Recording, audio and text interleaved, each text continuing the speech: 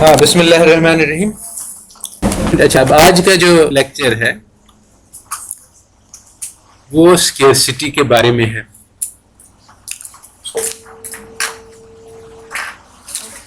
تو اسکیئرسٹی کو mother of economics مانا جاتا ہے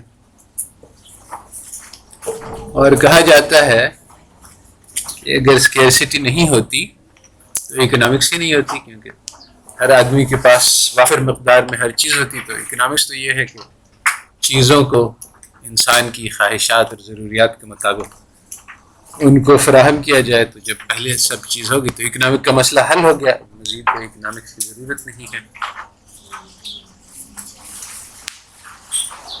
تو سب سے پہلے تھوڑی سی اس مسئلے کی ہسٹری بتلائی جائے. سب سے پہلے بات تو یہ ہے کہ یہ مغرب کا بھی عقیدہ نہیں رہا ہے ہمیشہ سے، بلکہ یہ نیا ڈیفینیشن ہے جو تقریباً 1930s میں ایجاد ہوا. لائنل رابنز نے اس کو ایجاد کیا اور مشہور کیا، اور آخر میں یہ غالب آ گیا اور آج کل سب لوگ اسی کو مانتے ہیں. ورنہ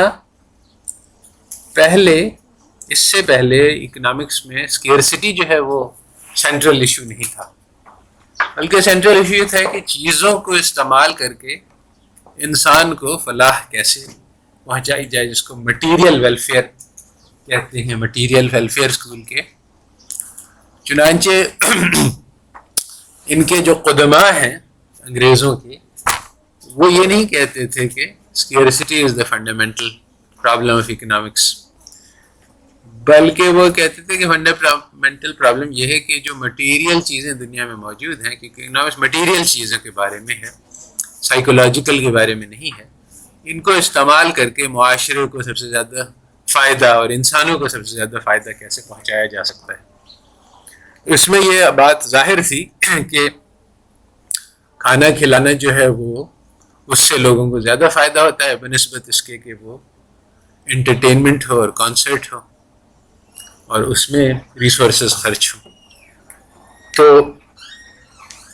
یہ marginal utility, diminishing marginal utility کی بیسس پہ یہ آرگی کیا جاتا تھا کہ اگر ہم امیروں سے پیسہ لے کے غریبوں کو دے دیں تو اس سے معاشرے میں بہتری ہوگی، کیونکہ جو غریب ہے اس کی یوٹیلٹی زیادہ بڑھے گی اور جو امیر ہے اس کی یوٹیلٹی کم گھٹے گی.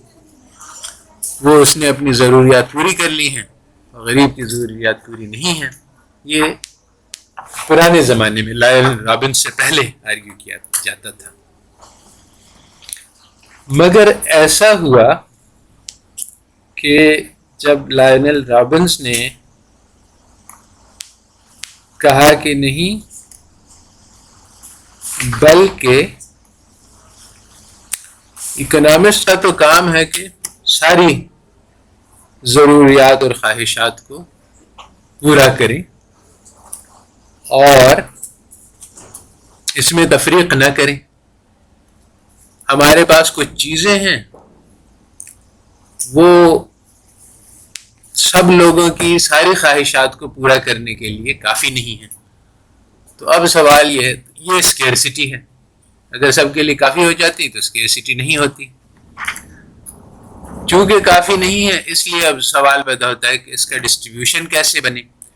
یہی 3 سوال ہیں اکنامکس کے: what is to be produced, how it is to be produced, کون اس کو کھائے گا، کون بنائے گا، کیا بنائے گا، کون کھائے گا. تو اب اس میں یہ ہے کہ when there is scarcity تو پھر سوال ہے کہ اچھا سب کے لیے کافی نہیں ہے تو اب اس کو ملے یا اس کو ملے، دونوں کو مل نہیں سکتی. تو اب یہ کیسے فیصلہ ہوگا؟ یہ اکنامکس ہے. اور پھر کیا چیز بنے گی؟ اس کی ضرورت کی چیز بنے گی یا اس کی ضرورت کی چیز بنے گی؟ سب کی ضرورت کی چیزیں تو بن نہیں سکتی. تو پھر وہ کیسے بنائی جائے گی؟ یہ ایک انڈائریکٹ سوال ہے، مگر اس میں بھی کچھ ایشوز آتے ہیں کہ بعض طریقے بنانے کے زیادہ ایفیشینٹ ہیں، بعض کم ایفیشینٹ ہیں. تو مگر یہ سارے سوال اسکیئرسٹی کی بنیاد پہ پیدا ہوتے ہیں. تو یہ نظریہ کیوں پیدا ہوا؟ سب سے پہلی بات یہ ہے سمجھنے کی کہ کیوں مٹیریل ویلفیئر اسکول جو ہے وہ ختم ہو گیا اور یہ رابنز کا اسکیئرسٹی میتھڈ غالب آ گیا. یہ ایک بہت انٹرسٹنگ داستان ہے جو بہت کم لوگوں کو معلوم ہے، کیونکہ وہ ایسا غالب آیا کہ پرانی تاریخ سب فنا ہو گئی. لوگ سمجھتے ہیں کہ ہمیشہ ہی سے اسکیئرسٹی چلا آ رہا ہے، چنانچہ یہ انہوں نے سوچا نہیں کہ یہ ابھرا کیوں اور غالب کیوں آیا. اس کی وجہ، بنیادی وجہ یہ ہے لاجیکل پازیٹیوزم. ایک فلسفہ ہے جو 1930s میں ابھرا اور بالکل ہی یعنی 100% ویسٹ کی دماغ پر چھا گیا، اور یہ بالکل غلط فلسفہ ہے. مگر اور ثابت بھی ہو گیا. 1950s 60s میں فلاسفرز نے بڑی محنت کی کہ اس کو کسی طرح سے ثابت کریں، اور اسے ثابت کرنے کے پروگرام کے تحت یہ فلسفہ غلط ثابت ہو گیا. یعنی انہوں نے کوشش کی کہ اچھا اس میں یہ چاہیے، اس کے ذریعے سے ثابت ہوگا. اس کو ٹرائی کیا پروو کرنے کا، وہ غلط ہو گیا. پھر دوسرا طریقہ، پھر تیسرا طریقہ، بہت سارے طریقے ٹرائی، سب ٹرائی کر فیل ہو گئے. تو انہوں نے کہا کہ یہ فلسفہ ہی غلط ہے. حالانکہ یہ فلسفہ فلاسفرز نے غلط ثابت کر دیا، مگر یہ ان کی یعنی جو سوشل سائنسز ہے اور خاص طور پہ ان کے مزاج اور دل کی پسند کے اتنا عین مطابق تھا کہ ابھی تک اس کو ترک نہیں کیا گیا. ابھی تک اکانومسٹ جو ہے وہ لاجیکل پازیٹیوزم بھی چل رہے ہیں. اس کی دوسری وجہ ہے کہ حالانکہ اس کو غلط ثابت کر دیا گیا، مگر صحیح کیا ہے وہ کسی کو نہیں پتہ چلا.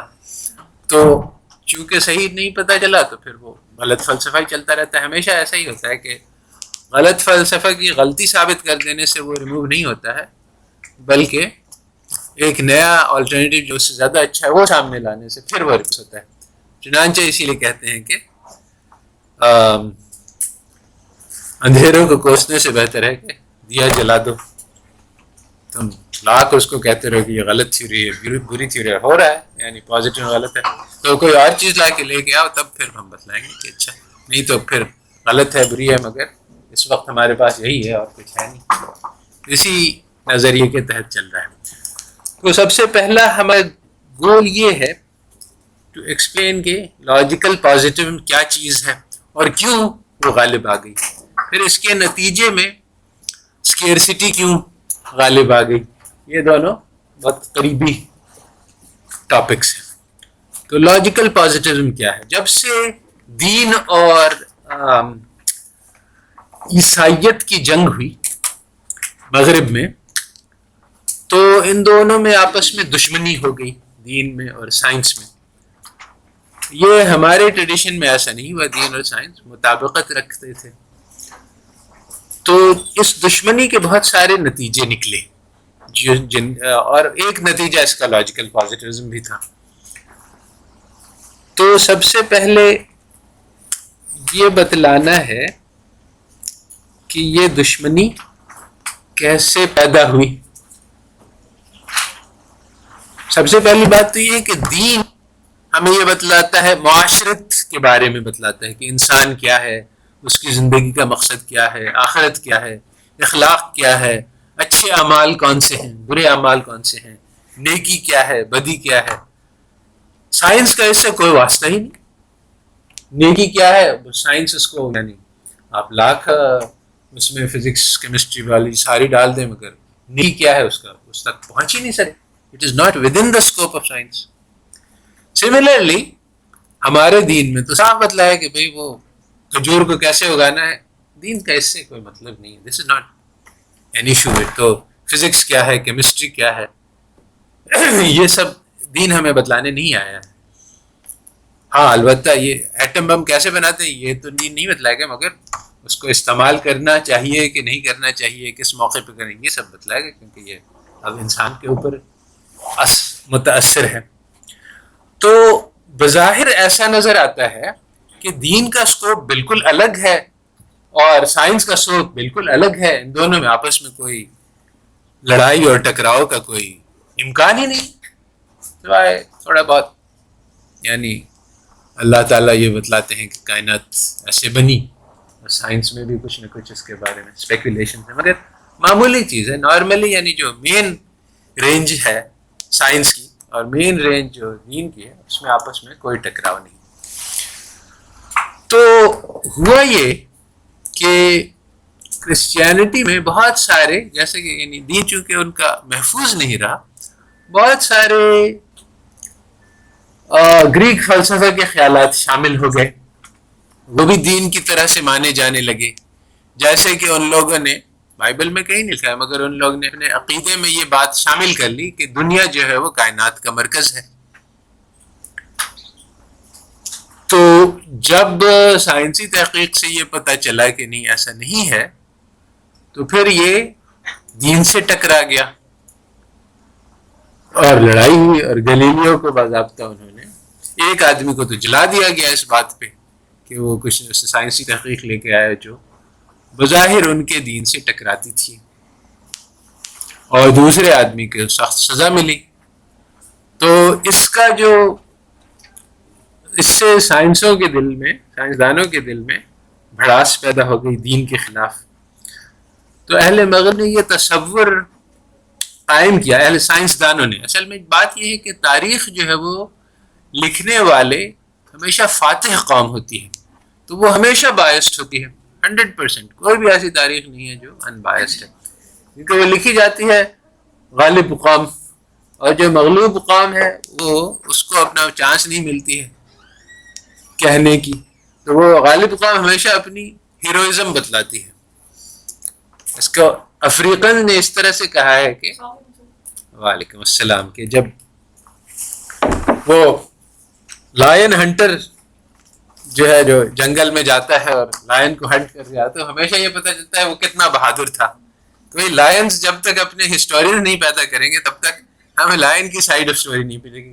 کہ میں آرام سے جنگل میں پھر رہا تھا، ایک آدمی ایسی بڑی بندوق لے کے آیا، اس نے چھپ کے مجھے وار کیا، مجھے کوئی چانس بھی نہیں ملی، اور اس کے پاس جو گن تھی وہ یعنی اتنی پاورفل تھی. تو یعنی یہ کون سی بہادری کی داستان ہے؟ تو وہ اس کی پوائنٹ آف ویو کوئی نہیں پیش کرتا. اس بات کو ریئلائز کیا گیا ہے. لوگ بہت کہتے ہیں، شور ہے بہت کہ ہسٹری کو آبجیکٹو ہونا چاہیے وغیرہ وغیرہ، اور ہم لوگ سب یعنی اور ہمیں یہ نہیں کرنا چاہیے وہ نہیں کرنا چاہیے. بیکار بات ہے، ہسٹری آبجیکٹو ہو ہی نہیں سکتی. تو یہ بات ہمیشہ کوئی نہ کوئی پوائنٹ آف ویو ہوگا، یہ نہیں ہو سکتا کہ بغیر کسی پوائنٹ آف ویو کے ہسٹری سنائی دی جائے. زیادہ سے زیادہ آبجیکٹیوٹی کی یہ امکان ہے کہ آپ 3-4 پوائنٹس آف ویو سے سیم ہسٹری سنا دیں تو آپ کو ایک بیلنس پرسپیکٹو مل جائے گا. یہ نہیں ہو سکتا کہ بغیر پوائنٹ آف ویو کے ہسٹری سنا دیں. تو یہ بات سمجھنے کی، کیونکہ زیادہ تر لوگ اس کو یعنی یہ نہیں سمجھتے ہیں. وہ سمجھتے ہیں کہ آبجیکٹیو ہسٹری ہو سکتی ہے، آبجیکٹیو ہسٹری ہو نہیں سکتی. تو سائنس اور ریلیجن کی جنگ ہو گئی یورپ میں، اسلام میں نہیں ہوئی. اسلام میں دونوں کو ایگزسٹ کرے پیسفلی، کیونکہ ان دونوں کے اسکوپس ڈفرینٹ تھے، کوئی آپس میں تعارض کی چانس نہیں تھی. ان لوگوں نے، بیوقوفوں نے، یہ سمجھا کہ سارے دین ایک جیسے ہیں.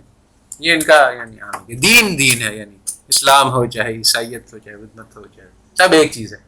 اور چنانچہ اکثر یہ سائنس ورسس ریلیجن کی بات کرتے ہیں، حالانکہ it should be science versus Christianity.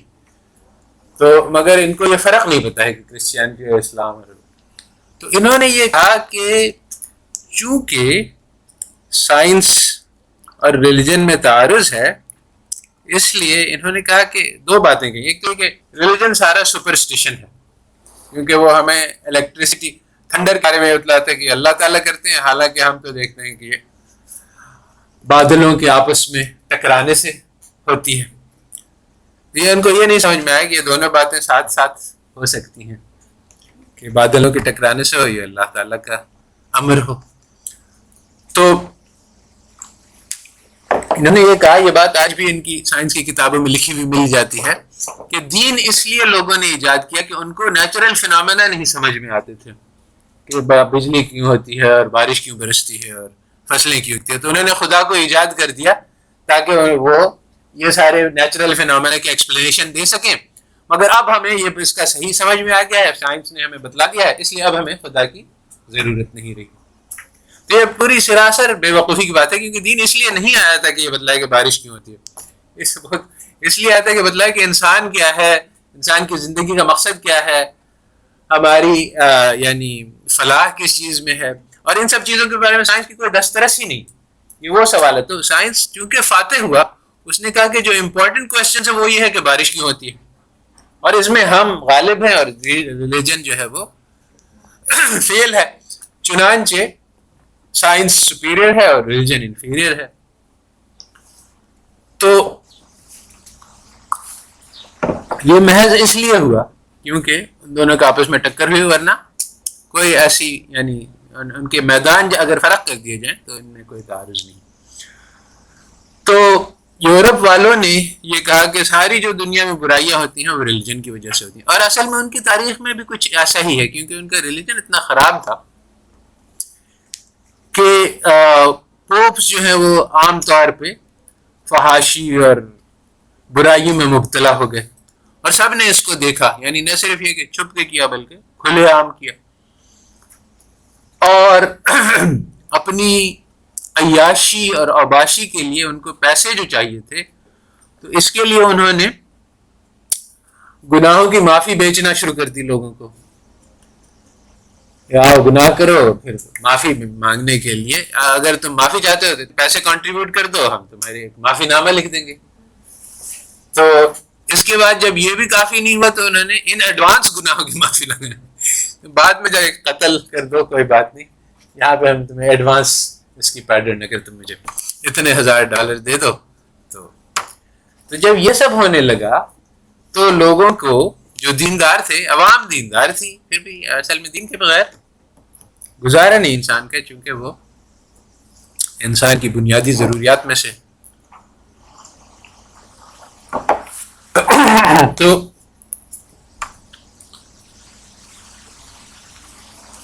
پھر یہ مارٹن لوتھر آیا اور اس نے کہا کہ یہ کیتھولسزم تو بالکل غلط ہے, کیونکہ یہ سب یہ حرکات کر رہے ہیں, اور یہی اس کا سب سے یعنی جو بڑا جو اعتراض تھا وہ یہی تھا کہ یہ لوگ گناہوں کی معافی بیچ رہے ہیں, اور یہ ان کا حق نہیں ہے. گناہوں کو معاف کرنے والا تو صرف اللہ ہے, اور یہ کر نہیں سکتے.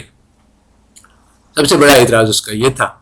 اور اس نے کہا کہ یہ کیتھولکس تو کرپٹ ہو گئے ہیں, مگر ہماری کتاب جو ہے وہ صحیح ہے, تو اور ہمارا ایمان جو ہے وہ راسخ ہے, تو یہ دو چیزیں ہماری ہدایت کے لیے کافی ہیں.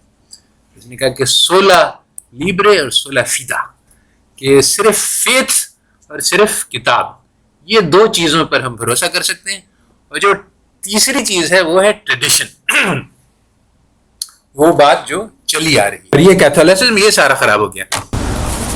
یہ بحث اسلام کے میں بھی ہے, مگر اس کا یعنی ہمارا اور بحث اور ان کی بحث میں بہت فرق ہے, مگر بہرحال یہ بحث ہمارے ٹریڈیشن میں بھی ہے. ایک طرف ہمارے پاس دو چیزیں, ایک تو ہے ایمان, جو کہتے ہیں کہ بھئی انسان کا دل مفتی ہے, اور دل میں اگر صحیح ہو تو وہ حق اور باطل میں تمیز کر سکتا, بشرطے کہ وہ گناہوں سے کالا نہ ہو گیا. اور یہ ہمارا تو اس لیے دل میں جو ایمان ہے اس کے ذریعے سے ہم حق اور باطل میں تمیز کر سکتے ہیں. اور دوسری بات ہے ہمارا جو کتاب ہے اور احادیث ہیں یہ پکی ہیں, تو ان کی بیسس پہ ہم دین اپنا پہچان سکتے ہیں اور سمجھ سکتے ہیں. اور تیسرا ہے وہ ٹریڈیشن جو اماموں کے ذریعے سے اور علماء کے ذریعے سے ہم تک پہنچا ہے. اب جو سلفی لوگ ہیں وہ یہ کہتے ہیں کہ یہ ٹریڈیشن کرپٹ ہو گیا ہے. یہ وہی بات ہے جو مارٹن لوتھر نے یعنی پروٹیسٹنٹس نے کہی کہ ٹریڈیشن کرپٹ ہو گیا, اس لیے ہم کتاب اور ایمان پہ جاتے ہیں. اور یہ سلفی لوگ جو ہیں وہ, اور ان کو اہل حدیث یہاں کہا جاتا ہے, وہ بھی یہ کہتے ہیں کہ ٹریڈیشن کرپٹ ہو گیا ہے, اس لیے اماموں کی بات اور علماء کی بات کو ریجیکٹ کر دو اور اصلی سورسز تک جاؤ, قرآن اور حدیث لے لو, اور اپنا ایمان اگر صحیح ہوگا تو یہ تمہاری رہنمائی کر دیں گے, اور اماموں کی بات کو مت مانو کیونکہ یہ ٹریڈیشن ہمارا کرپٹ ہو گیا.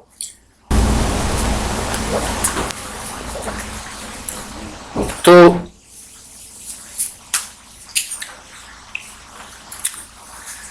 یہ تو پھر کیا ہوا کہ یہ پروٹیسٹنٹس اور کیتھولکس کی لڑائی ہوئی, اور بہت زبردست لڑائی ہوئی. ایک سائڈ میں دوسرے پہ ایسے ایسے ظلم کیے جس کا سوچا نہیں جا سکتا ہے. وہ ایک واقعہ ہوا مشہور جس میں क्वीन ऑफ फ्रांस ने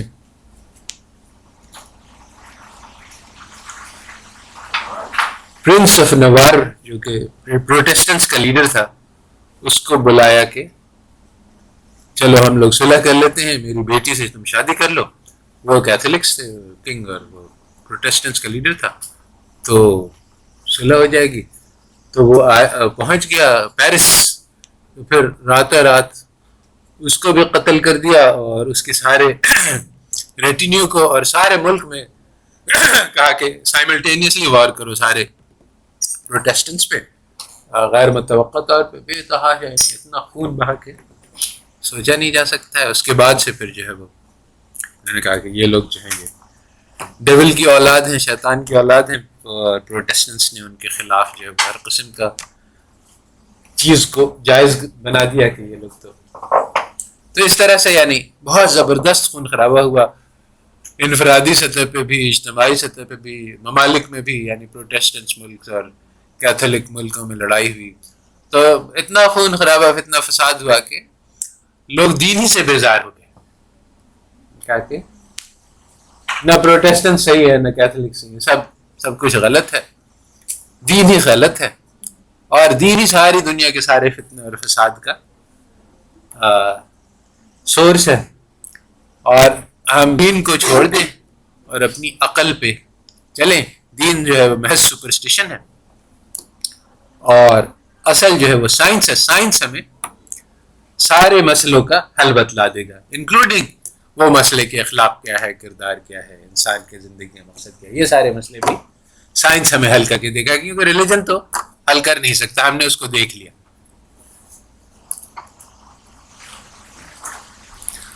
तो इसके बाद से एक चीज, एक इल्म पैदा हुआ वेस्ट में जिसको कहते हैं एपिस्टेमोलॉजी। एपिस्टेमोलॉजी का मतलब है थ्योरी ऑफ नॉलेज। वैसे तो ये हमेशा से चली आ रही है कि व्हाट इज नॉलेज, इल्म किस चीज को कहते हैं, मगर ये बात बहुत शिद्दत इख्तियार कर गई, क्योंकि उन्होंने कहा कि देखो वो चीज जिसको सब इंसान मानते हैं, और यानी 99.9% इंसान कह रहे हैं कि खुदा है, मगर खुदा तो नहीं है, इसलिए कंसेंसस को नॉलेज नहीं कहा जा सकता कि अगर सब लोग एक चीज पे एग्रीड हैं तो उसकी ये बात नहीं है कि वो सही है। तो अब फिर ये बतलाओ कि नॉलेज क्या होती है। तो उन्होंने ये कहा कि बस साइंस ही नॉलेज है, यानी ये एक्चुअली उनका अकीदा बन गया। अब वो एक चीज निकली जिसको कहते हैं फिलॉसफी ऑफ साइंस, और उसका ये मकसद था कि ये प्रूव करे कि सारा का सारा रिलीजन गलत है और सारा का सारा साइंस सही है। साइंस हमेशा हमें सही मालूमात देता है, और ये अकीदा अभी भी रासिख ख्याल है कि ये डिस्प्रूव हो गया है। यानी in the 20th century some of the most important and major discoveries were ये कि साइंस जो है वो हमेशा सही बात तक नहीं पहुंचाता, बल्कि अक्सर गलत बात तक पहुंचाता है। तो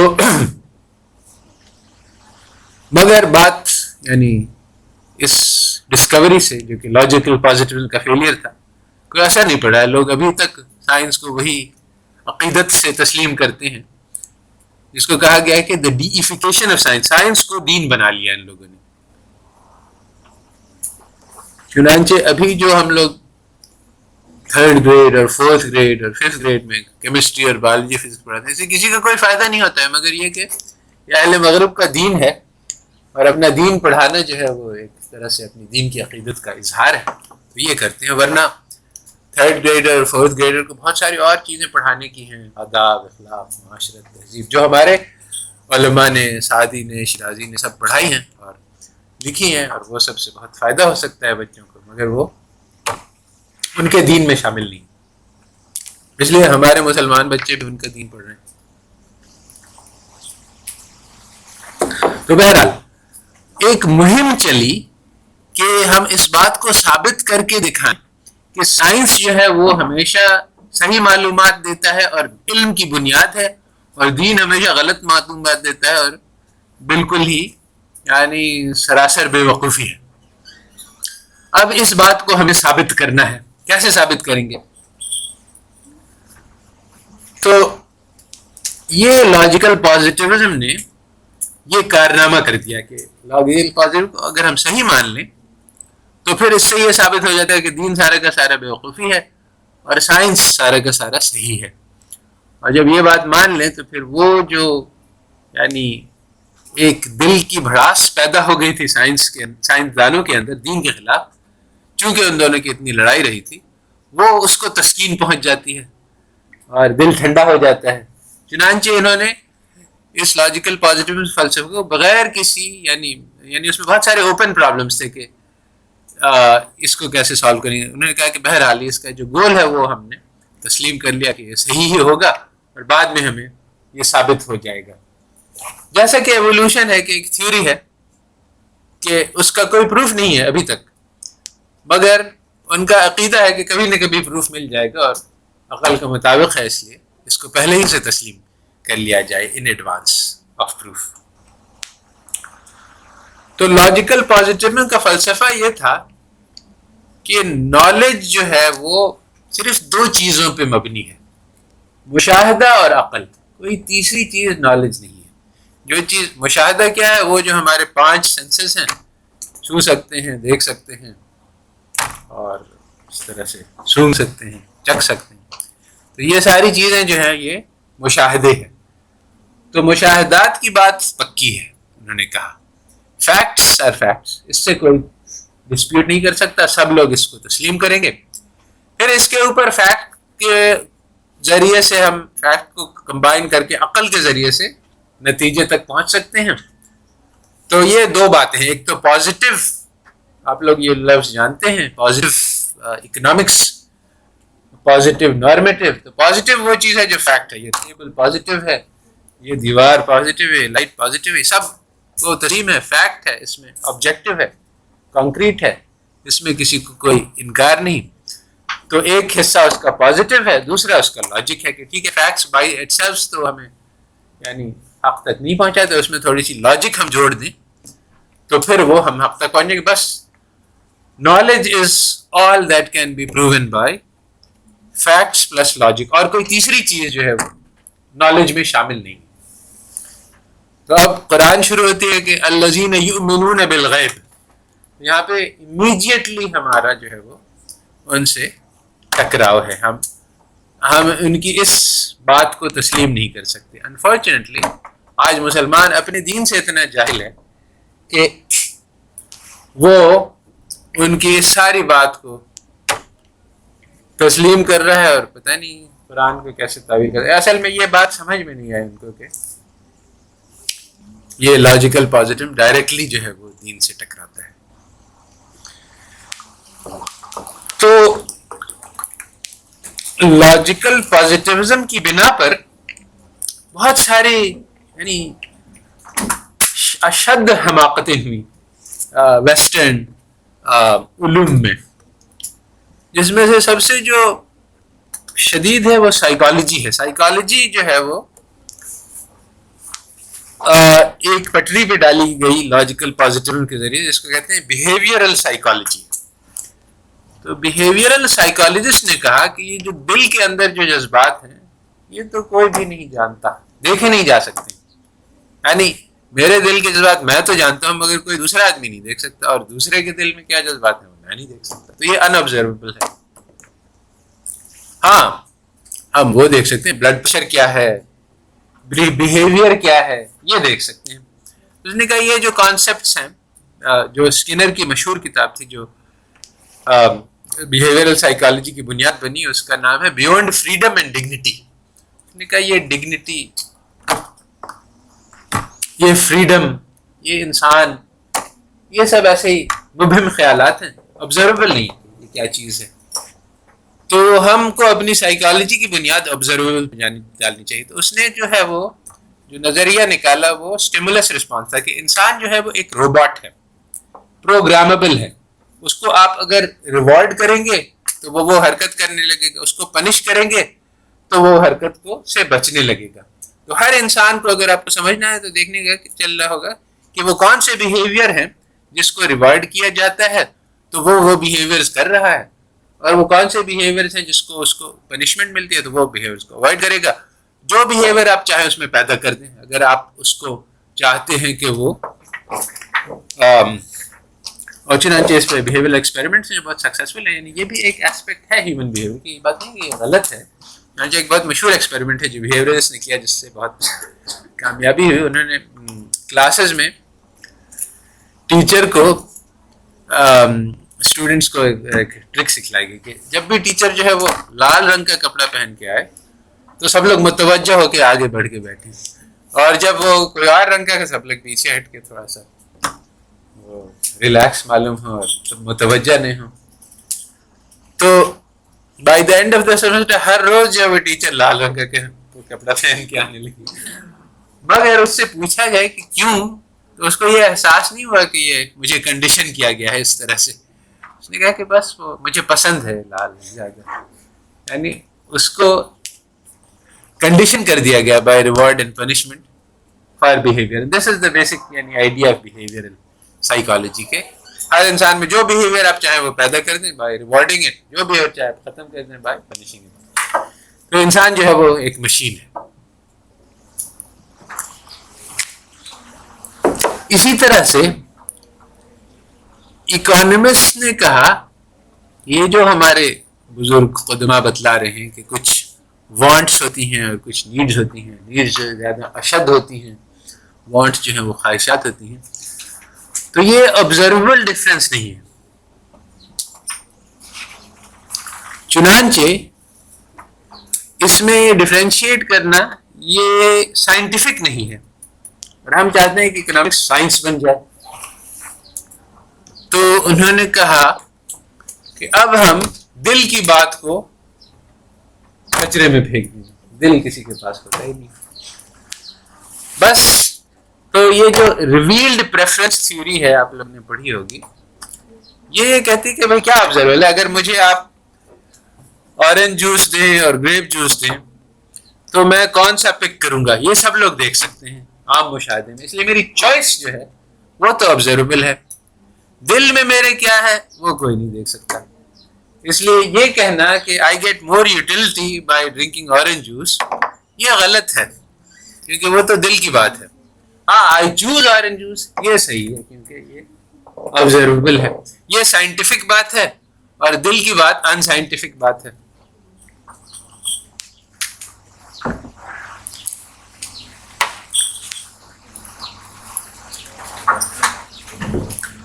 تو دلوں کو انہوں نے کاٹ کر نکال دیا اپنے کیلکولس سے, اور کہا کہ سائنٹسٹ کے پاس کوئی دل نہیں ہوتا. تو اس وجہ سے یہ رابنز کی تھیوری غالب آ گئی, کیونکہ سارے کارن ہاں بھائی ہمیں سائنٹسٹ بننا چاہیے. اس کے ساتھ ساتھ رابنز نے یہ بھی کہا, اور پازیٹیوس نے بھی یہی کہا, میکس ویبر تھا جس نے یہ بات مشہور کی کہ بھائی کچھ چیزیں ہیں جو آرٹس ہیں کہ ہمیں ایسا کرنا چاہیے ایسا نہیں کرنا چاہیے. یہ دین ہمیں سکھلاتا ہے کہ بھائی ہاں قتل کرنا بری بات ہے, مگر یہ سائنٹیفک بات نہیں ہے کہ بری بات کا کیا مطلب ہے مت کرو. یہ ایک امپیریٹو ہے, ایک کمانڈ ہے, ایک جذبہ ہے. مجھے تکلیف ہوتی ہے اگر میں کسی کا قتل دیکھوں یا, مگر یہ آبزرویبل نہیں ہے, سائنٹیفک نہیں ہے. کون سی لا ہے, کون سا تھیورم ہے, یعنی کوئی آپ فیکچوئل بات کریں. اگر میں یہ کہوں کہ میں اگر اس کو قتل کر دوں تو وہ مر جائے گا, ہاں یہ فیکٹ ہے ٹھیک ہے, مگر یہ بری بات اس کا کیا مطلب ہوا, یعنی اس کا کوئی اس کا مشاہدے میں کون سی چیز ہے جس کو ہم کہتے ہیں کہ بری بات, کون سی چیز ہے جو ہم دیکھ سکتے ہیں ہاں یہ والی چیز ہے اس کو ہم چھوتے ہیں, یہ گرم ہے یہ تو میں بتلا سکتا ہوں, یہ ٹھنڈی ہے یہ تو بتلا سکتا ہوں, یہ بری ہے یہ میں کیسے پتا چلوں گی. یعنی اپنے 5 جو ہمارے حص ہے 5 سینسز ہیں, اس میں سے کون سا سینس مجھے یہ بتلا دے گا کہ یہ بری بات ہے. وہ تو دل ہے, وہ تو انہوں نے پہلے سے کاٹ کے نکال دیا. تو اب انہوں نے کہا کہ برا کیا ہے اچھا کیا ہے اس کے بارے میں سائنس ہمیں کچھ نہیں بتاتا, چنانچہ ان سائنٹیفک ہے, اس کو بھی خارج کر دو از بحث اکنامکس. اب یہ بہت مسئلے کی بات ہوئی, کیونکہ اکنامکس سارا کا سارا جو ہے وہ دراصل کیا اچھا ہے اور کیا برا ہے اس سے متعلق ہے. تو نکال تو یہ نہیں سکے مگر چھپا دیا تو سارے جو نارمیٹیو ڈیسیجنز ہیں وہ ان کا کہنا ہے اور دعویٰ ہے کہ ہماری اکنامکس ایک پازیٹیو سائنس ہے، حالانکہ یہ بالکل غلط ہے. اس کے بارے میں الگ سے ایک لیکچر ہے بعد میں کہ کہاں کہاں انہوں نے اپنی ویلیوز اور نارمز کو چھپایا ہے، اس کو کھود کے نکالنا پڑتا ہے کیونکہ وہ ظاہر نہیں ہے. مگر جو بنیادی بات لائنل رابنز نے کی وہ اس نے یہ بتلایا کہ وانٹس اور نیڈز میں کوئی فرق کیا نہیں جا سکتا ہے، سائنٹیفک نہیں ہے، چنانچہ ہم ان میں فرق نہیں کریں گے، اور جو انسان جو بھی مانگتا ہے، جو بھی خواہش کا اظہار کرتا ہے، وہ ہمارے لیے برابر ہے. چاہے ایک بچہ بھوک میں بلبلا رہا ہو دودھ کے لیے، یا ایک ملٹی ملینئر کہتا ہو کہ مجھے ایک 11ویں رولز رائس چاہیے، یہ دونوں چیزیں برابر ہیں اکانومسٹ کے لیے. ایک کی خواہش کو پورا کرنا اور دوسری کی خواہش کو پورا کرنا، یہ سب ایک ہی چیز ہے. حالانکہ یہ بات نہیں تھی، جیسا کہ میں نے بتلایا مٹیریل ویلفیئر اسکول میں ان دونوں میں فرق کیا جاتا ہے.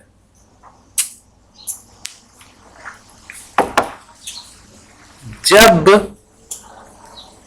مسلمانوں کا، میں نے بتلایا کہ پہلا ویو تھا، وہ اس وقت اکنامکس ایجاد ہوئی جب مسلمانوں کو یا تو آزادی ملی یا آزادی کی سٹرگل میں لگے. یہ بھی ارلی 30s، یہ سب ایک ساتھ ہیں. پازیٹیو بھی 1930s کی بات ہے، اور اسی زمانے میں رشیا بھی بنا اور کمیونزم اور کیپٹلزم کی سٹرگل ہوئی، اور دونوں نے یہ دعویٰ کیا کہ ہمارا سسٹم بہترین ہے. کیپٹلزم کے والے کہتے تھے کہ capitalism is the best economic system, اور کمیونزم والے کہتے تھے کہ communism is the best economic system. اب جب مسلمان اپنا ملک بنانے کے چلے اور آزادی کے لیے جدوجہد کرنے چلے، تو ان کو اب یہ فیصلہ پڑا کہ بھئی ہمارا ملک جو ہے وہ کمیونسٹ ہوگا کہ کیپٹلسٹ ہوگا. تو بہت سے مسلمان تھنکرز نے کہا کہ نہیں، کیپٹلزم بھی غلط ہے اور اسلام سے بہت دور ہے، اور کمیونزم بھی غلط ہے اور اسلام سے بہت دور ہے. اسلام جو ہے وہ ہمیں ایک عادلانہ اور منصفانہ نظام دیتا ہے جو ان دونوں سے بہت مختلف ہے، اور اس میں ہر قسم کی فائدے ہیں. مگر یہ اس زمانے میں یعنی ایک گلوبل سسٹم تھا، ایک آئیڈیالوجی تھی، اس کی آن دا گراؤنڈ ریالٹی نہیں تھی. کوئی ایک خواب تھا جس کو کہا جائے کہ جب حقیقی اسلام آئے گا تو اس سے جو ہے وہ زندگیاں بدل جائیں گی اور عدل و انصاف قائم ہو جائے گا، اور بہت ساری اچھائیاں وجود میں آئیں گی جو نہ کیپٹلزم میں موجود ہیں نہ کمیونزم میں موجود ہیں. تو اس طرح سے یہ بات شروع ہوئی. اسی زمانے میں یہ دعویٰ بھی سامنے آیا، لوگوں نے تجزیہ کیا کہ یہ بھئی کیپٹلسٹ کیا کہہ رہے ہیں. تو کہا کہ اچھا یہ کہہ رہے ہیں کہ اسکیرسٹی بنیاد ہے. تو ہمارے علماء نے فوراً اس کی تردید کی، نہیں، اسکیرسٹی نام کی کوئی چیز ہے نہیں. اللہ تعالیٰ کا فضل جو ہے وہ کئی آیات میں کہ اللہ تعالیٰ نے بہت دیا ہے، وافر دیا ہے، سب کو، سب کے رزق کے لیے کافی دیا ہے. تو اسکیرسٹی سے انہوں نے انکار کر دیا کہ نہیں، یہ غلط ہے، اور یہ ہمارے نظام میں اسکیرسٹی جو ہے وہ اس کی کوئی امپورٹنس اور اہمیت نہیں ہے. پھر یہ ہوا سیکنڈ ویو کو ہم کہا جائے کہ 1974 میں یا 75 میں مکہ میں ایک کانفرنس ہوئی اسلامک اکنامکس کے. اس وقت تک یعنی 60s 70s میں اسلامک اکنامکس پہ کام ہوا. بیسیکلی اس وقت جو اسلامک اکنامکس تھی وہ سسٹمز لیول پہ تھی کہ کیپٹلسٹ سسٹم ہے، ایک سوشلسٹ سسٹم ہے، ایک کمیونسٹ سسٹم ہے. کیپٹلسٹ سسٹم میں پرائیویٹ پراپرٹی ہوتی ہے، اور کیپٹلسٹ ہوتے ہیں جن کے پاس بہت سارا کیپٹل ہوتا ہے، اس کو وہ استعمال کر کے زیادہ تر پروڈکشن کیپٹلسٹ کرتے ہیں، وہ لیبررز کو ہائر کرتے ہیں، اور جو منافع ہوتا ہے وہ خود رکھتے ہیں، اور اس کے ذریعے سے بہت ناانصافی پیدا ہوتی ہے. لیبررز ایکسپلائٹ ہوتے ہیں، کیپٹلز رچ ہو جاتے ہیں، اور دوسروں پہ یعنی کانسنٹریشن آف ویلتھ ہو جاتا ہے. تو کمیونزم نے کہا کہ ساری برائی کی جڑ یہ پرائیویٹ پراپرٹی ہے، کیونکہ یہ پرائیویٹ پراپرٹی جو ہے جن لوگوں کے پاس ہوتی ہے وہ باقی سب لوگوں کو ستاتے ہیں. تو میں نے کہا کہ اس کا علاج یہ ہے کہ ہم پرائیویٹ پراپرٹی کو ختم کر دیں. ساری کی ساری پراپرٹی جو ہے وہ اسٹیٹ کی اونرشپ ہوگی، لوگ جو ہے اس پہ مل کے کام کریں گے, اشتراکی نظام ہوگا ہمارا, کسی کے پاس کوئی جائیداد نہیں ہوگی, اور گورنمنٹ جو ہے وہ سب کی ضرورت کے مطابق دے گی.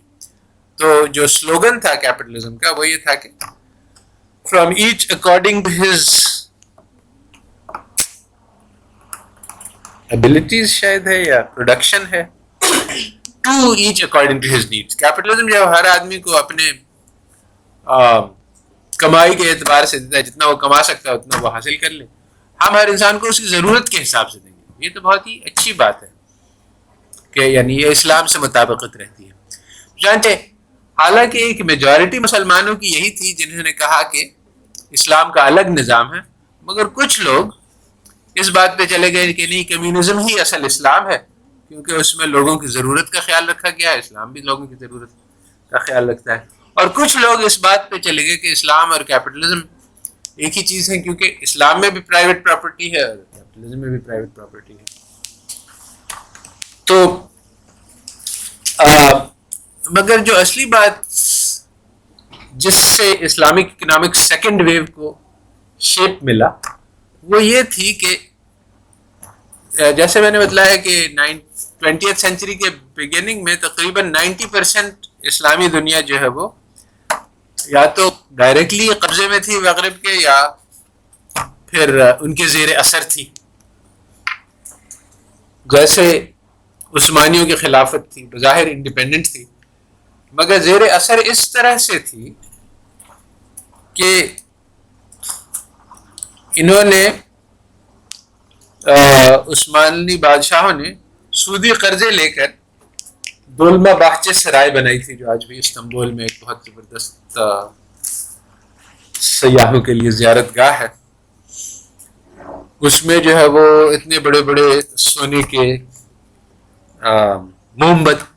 موم بتی شمعدان ہیں اور ہزاروں قسم کی عیاشیاں ہیں.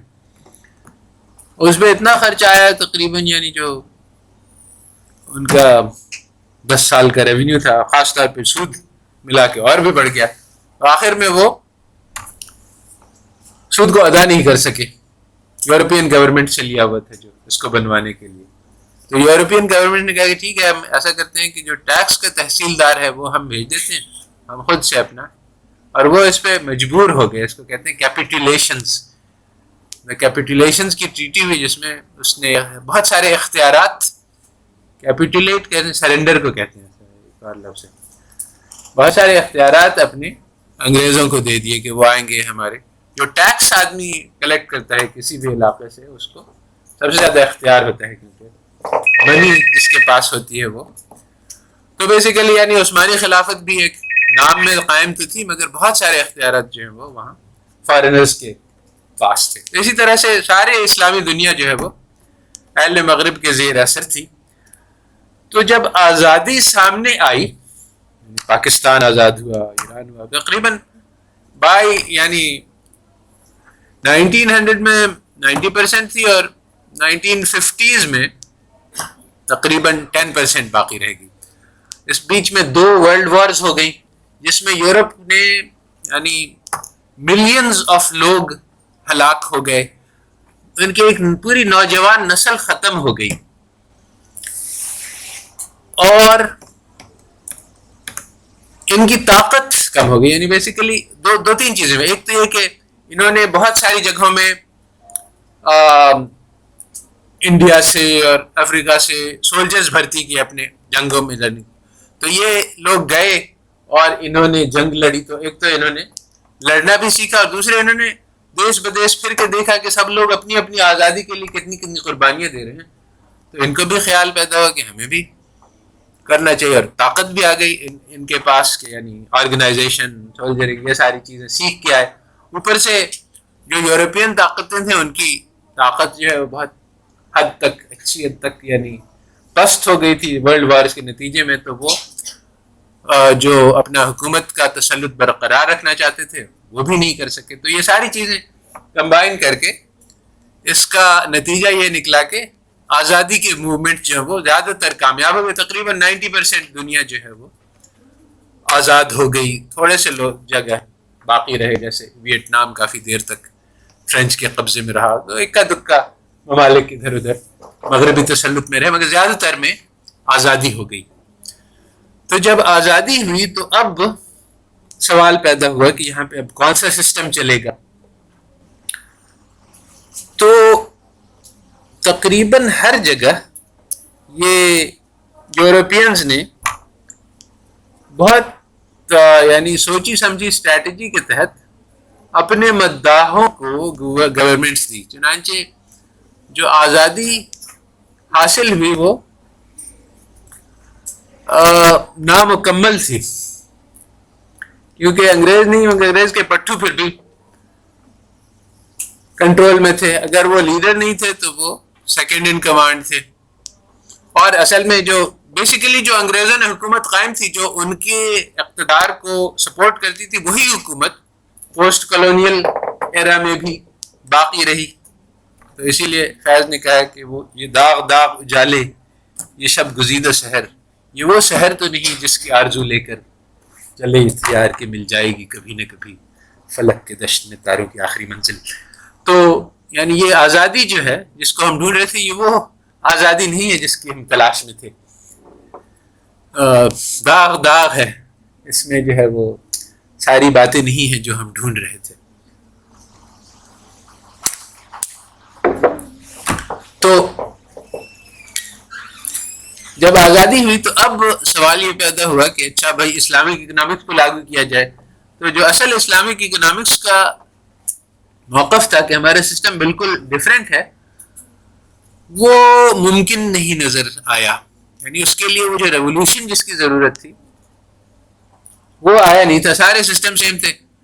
ہمارے ہاں جو برٹش لا چل رہی تھی وہی برٹش لا ابھی چل رہی ہے, وہ جو کورٹ سسٹم تھا وہی کورٹ سسٹم ابھی چل رہا ہے, وہ جو گورنمنٹ سی اسٹرکچر تھا وہ بھی وہی چل رہا ہے. اسلام کا جو اسٹرکچر ہے, اسلام کا میں خلافت ہے, عدالت میں قاضی ہے, شریعت ہے, تجارت میں اسلام کے اپنے بہت سارے قاعدے ہیں, بینکس کا تصور نہیں ہے, سود کا تصور نہیں. یہ ساری چیزیں جو ویسٹرن کیپٹلزم کے سسٹم کی تھیں سب ویسی کی ویسی برقرار رہی.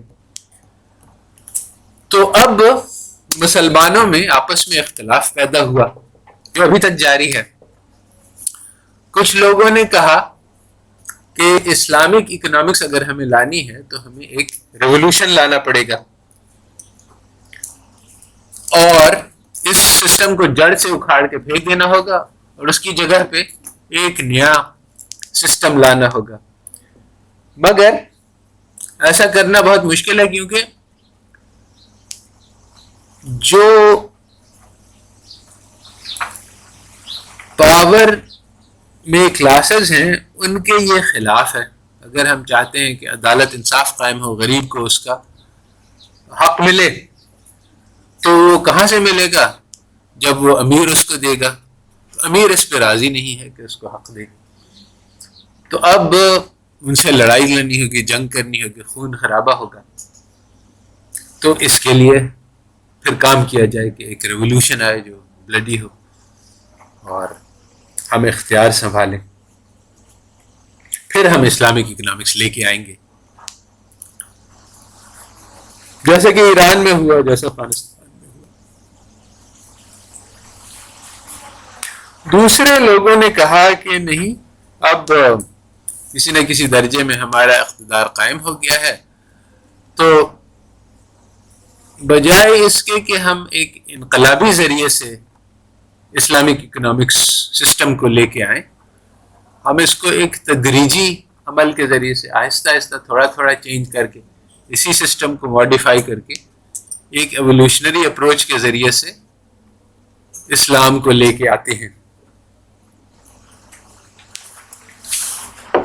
تو زیادہ تر لوگ تدریج کی طرف آئے کہ انقلاب لانا مشکل بھی ہے اور اس میں خون خرابہ بھی ہے اور پھر بہت سارے اور قباحتیں ہیں, پھر کون اس کو لیڈ کرے گا, بہت سارے مسئلے تھے. تو لوگوں نے کہا کہ انقلاب وغیرہ تو آنا نہیں ہے, تو یا تو ہم ابینڈن کر دیں کہ اسلامی سسٹم آئے گا ہی نہیں, یا اسی کے ساتھ جو ہے اسی کو چینج کرنے کی کوشش کریں. تو یہ ایک نیا خیال تھا. یعنی جو ہمارے پہلے فرسٹ ویو تھا اس میں یہ خیال نہیں تھا کہ ہم کفر کے ساتھ کمپرومائز کریں گے, مگر یہ جو سیکنڈ جنریشن ہے اس نے کہا کہ یہ ضروری ہے, اس کے بغیر چارہ نہیں. تو پھر انہوں نے کہا اچھا اب اسی سسٹم کو اگر ہمیں ماڈیفائی کرنا ہے تو یہ سمجھنا پڑے گا سسٹم ہے کیا. اس کے لیے ہمیں جا کے پڑھنا پڑے گا کہ ویسٹرن اکنامکس کیا کہہ رہے ہیں. پہلے ہم نے اس کو زیادہ غور سے پڑھا نہیں تھا کہ ضرورت ہی نہیں ہے, سب بیکار چیز ہے. مگر جو سیکنڈ جنریشن ہے اس نے بہت غور سے اس کو پڑھا. اب جو پڑھنے والا ہوتا ہے اس کے لیے ضروری ہے کہ وہ اپنے ٹیچر کی بات کو تسلیم کرے. کم از کم ایک پیریڈ ہوتا ہے جس میں مریدی ضروری ہے کہ مرید بن کے یعنی سیکھے. یہ نہیں کہہ کہ اچھا یہ آپ کہہ رہے ہیں یہ بھی غلط ہے, یہ کہیں یہ بھی غلط ہے. اگر یہ سب کہیں گے تو پھر آپ سیکھ نہیں سکتے. تو سیکنڈ جنریشن جس نے ویسٹ میں جا کے پڑھا یا ویسٹرن بکس سے پڑھا یہیں, تو اس میں ویسٹ نے یہ دعویٰ کیا ہے کہ یہ جو ہماری اکنامکس ہے یہ آبجیکٹو ہے, فیکچول ہے, پازیٹیو ہے, یہ ہماری سائنٹیفک نالج ہے. تو جب انہوں نے یہ سائنس بنا کے پیش کیا کہ اسکیئرسٹی ہے اور اس کا ثبوت دکھلا ہے فیکچول کے بھی دیکھ لو لوگوں کے پاس گڈز ہیں, نہیں یہ بھوکا ہے, یہ ننگا ہے, اس کے معنی کہ اسکیئرسٹی ہے. سمپل سی بات ہے, آنکھوں سے مشاہدہ ہے ہمارا کہ اسکیئرسٹی ہے, تو اس سے کون انکار کر سکتا ہے. تو ہمارے اکانومسٹ اس دھوکے میں آ گئے کہ یہ جو بات کہہ رہے ہیں یہ صحیح ہے, یہ اکنامکس جو ہے فیکچول ہے, آبجیکٹو ہے, کانکریٹ ہے. چنانچہ انہوں نے کہا کہ بھائی اسکیئرسٹی بھی صحیح ہے, اسکیئرسٹی بنیاد ہے, یہ تو فیکٹ ہے, اس سے کوئی انکار نہیں کر سکتا ہے ذی عقل.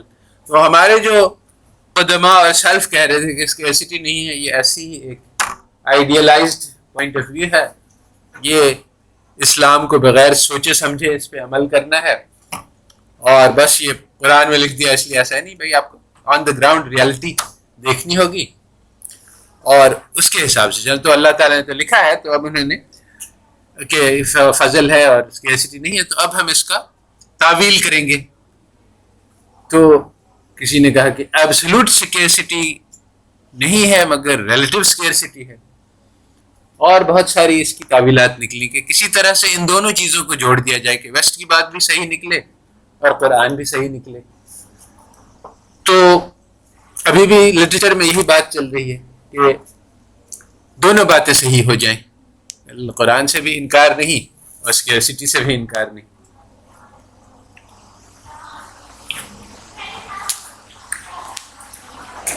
تو جو اصل بات ہے وہ بہت سیدھی سی ہے, قرآن بہت صاف اس بات کو قرآن حدیث بتلاتی ہے. اور مجھے واقعی حیرت ہے کہ مسلمان کیوں ایسی ایلیمنٹری مسئلے میں دھوکہ کھا گئے اور ابھی بھی کھائے ہوئے, ابھی بھی اس کے بات سمجھ میں نہیں آ رہی.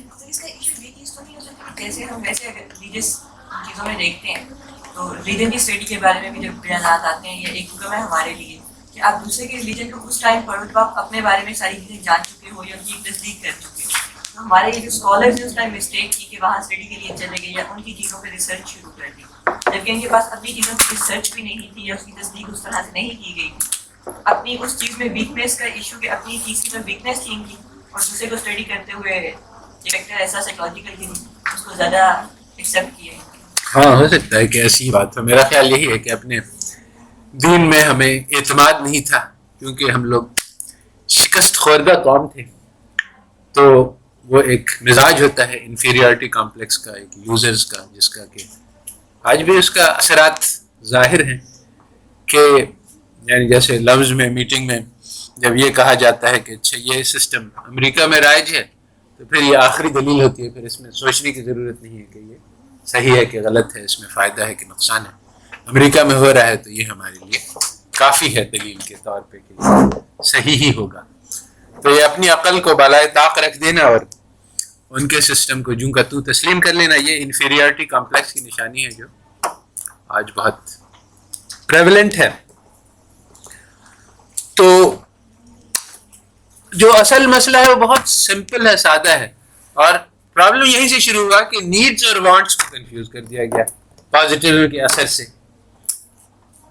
اور اگر ہم ان دونوں میں تفریق کر دیں کہ بھائی نیڈ الگ چیز ہوتی ہے, وانٹ الگ چیز ہوتی ہے, جیسا کہ اسلام بہت صاف صاف کہتا ہے، ایک طرف جو ہے وہ ضروریات ہیں انسان کی، اس کو پورا کرنے کی پوری ترغیب ہے کہ کلو وشربو، ساتھ ساتھ ولا تسرفو، یعنی ضروریات کو پورا کرو مگر آگے نہیں بڑھو، میکسیمائز نہیں کرو کنسمپشن کو، ضرورت کا کھانا کھا لو، یہ نہیں کہ ضرورت تو 2 روٹی کی ہے آپ کھا جائیں 6، میکسیمائز کرنے کے لیے تو جو میکسیمائز کرے گا کنسمپشن کو وہ چلا گیا۔ اسلام میں نہ صرف یہ کہ اپنی ضروریات کو پورے کرنے کی تعریف ہے اور یعنی انکریجمنٹ ہے، کیونکہ آدمی اگر اپنی ضرورت پوری نہیں کرے گا تو وہ عبادت میں کانسنٹریشن کے ساتھ لگ نہیں سکے گا، بلکہ دوسروں کے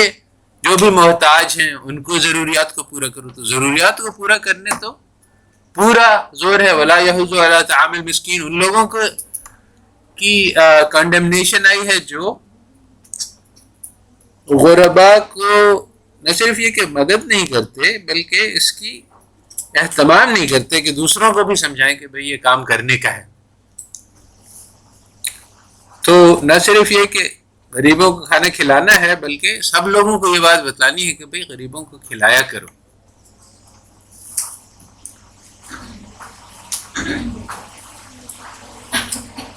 تو ایز اپوز ٹو دس میلتھس نے کہا کہ غریبوں کو کھلانے سے نقصان ہو جائے گا کیونکہ پور کی تعداد بڑھ جائے گی، تو اگر اور طریقہ ان کا حل یہی کہ ان کو بھوکا مرنے دو،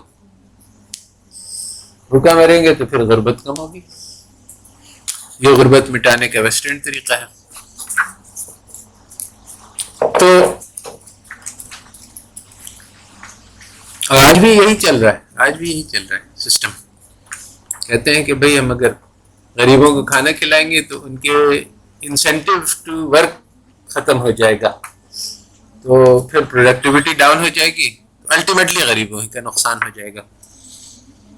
یہ سب بیوقوفی کی باتیں ہیں جو ویسٹ بتلا رہا ہے، اور جو اس سے زیادہ پریشان کن بات ہے کہ خیر کافر جو ہے جب اس نے اللہ تعالیٰ سے انکار کر دیا تو سب سے بڑی بیوقوفی کی، اس کے بعد پھر کوئی بھی بات کرے اس میں عقل کی توقع نہیں رکھی جا سکتی، مگر یہ ہے کہ مسلمان اس کی اتباع میں لگا ہوا، یہ ہے حیرت اور یاس اور افسوس کی بات۔ تو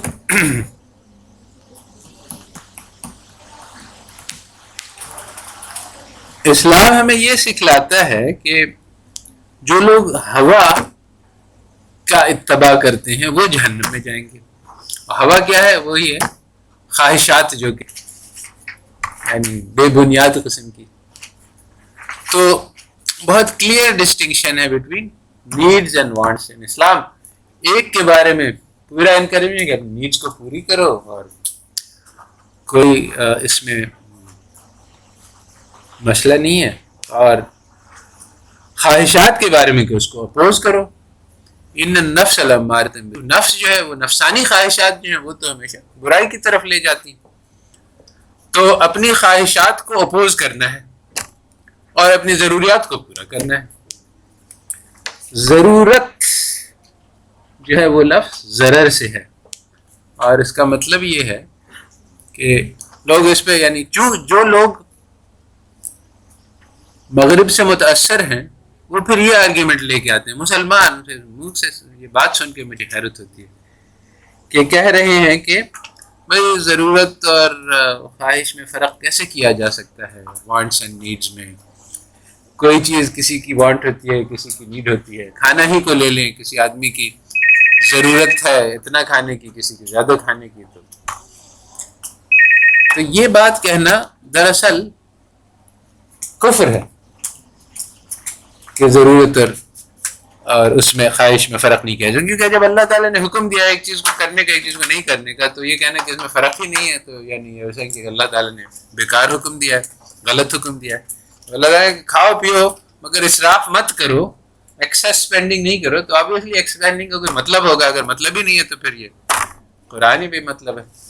سر ہسٹری میں بھی اس کی کہانی موجود ہے جب خلیفہ چاہے بھرتا نہیں کروں اپنے غلام کو دیتے تھے جب 2 جوڑے کپڑوں کے لیے، ایک میرے لیے ایک اپنے لیے، تو وہ 2 جوڑے لے کے آیا حلطنی کے لیے، اچھا اپنے لیے، میرا کم بچے گا. تو حضرت علی نے اس کو اچھا یہ کہہ کر دے دیا کہ تم جوان آدمی ہو, تمہاری ضرورت ہے اور تمہارے لیے بہتر ہے کہ تم اچھا لباس پہنو. میں چونکہ بوڑھا آدمی ہوں تو میرے لیے صرف ضرورت ہے لباس, تو مجھے تم کم کر کے. صحیح ہے, بہت سارے مثالیں ہیں. تو بات یہ ہے کہ اگر ہم یہ کہیں جیسا کہ ویسٹ کہتے ہیں والے کہتے ہیں کہ ہمیں یعنی ایز اکانومسٹ ساری ضروریات اور خواہشات سب کو پورا کرنا ہے, ظاہری بات ہے اسکیرسٹی ہوگی. بلکہ حدیث میں آیا ہے کہ انسان کی خواہشات ایسی ہیں کہ اس کو یعنی ایک وادی سونے کی مل جائے تو وہ ادھری کی طلب کرے گا, اور اس کا پیٹ تو صرف قبر کی مٹی بھرے گی. اور یہی بات آبزرویشن میں آئی ہے, اور سیمولسن نے لکھا ہے کہ ہم لوگ یہ سمجھ رہے تھے کہ ہم پیداوار بڑھا کے اسکیرسٹی کو یعنی ایک ڈائگنوسس ہے, ایک پرابلم ہے اسکیرسٹی, لوگوں کے لیے چیزیں کافی نہیں, اس کا کیا حل ہے, چیزوں کو بڑھا دو. تو وہ بڑھاتے آ رہے ہیں, وہ اسکیرسٹی جو ہے وہ ختم ہونے کا نام ہی نہیں لیتی. کیوں؟ جیسے ہی ہم چیزیں بڑھاتے ہیں ویسے ہی خواہشات بھی بڑھ جاتی ہیں, اور یہ حدیث میں بتلایا ہے. تو یہ جو ان کا پورا سسٹم ہے, it is based on the wrong diagnosis and the wrong solution on the basis of the wrong diagnosis. اس سے کبھی مسئلہ حل ہونے ہی نہیں والا ہے. اور یہ گروتھ جو ہے یہ ساری دنیا اس کے پیچھے پڑی ہوئی ہے, انکلوڈنگ مسلم اکانومسٹ. اسلامک اکانومسٹ بھی یہی کہتے ہیں کہ اسلام بھی ہمیں گروتھ سکھلاتا ہے.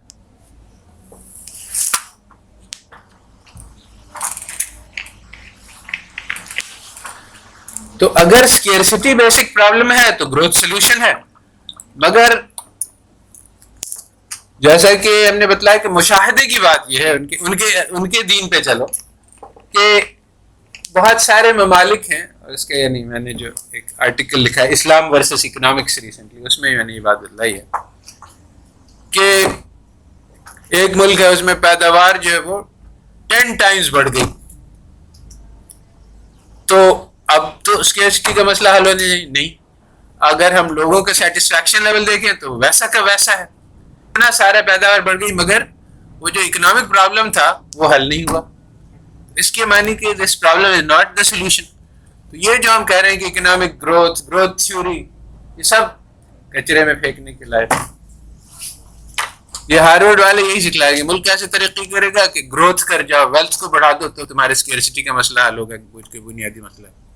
مگر this is the wrong solution.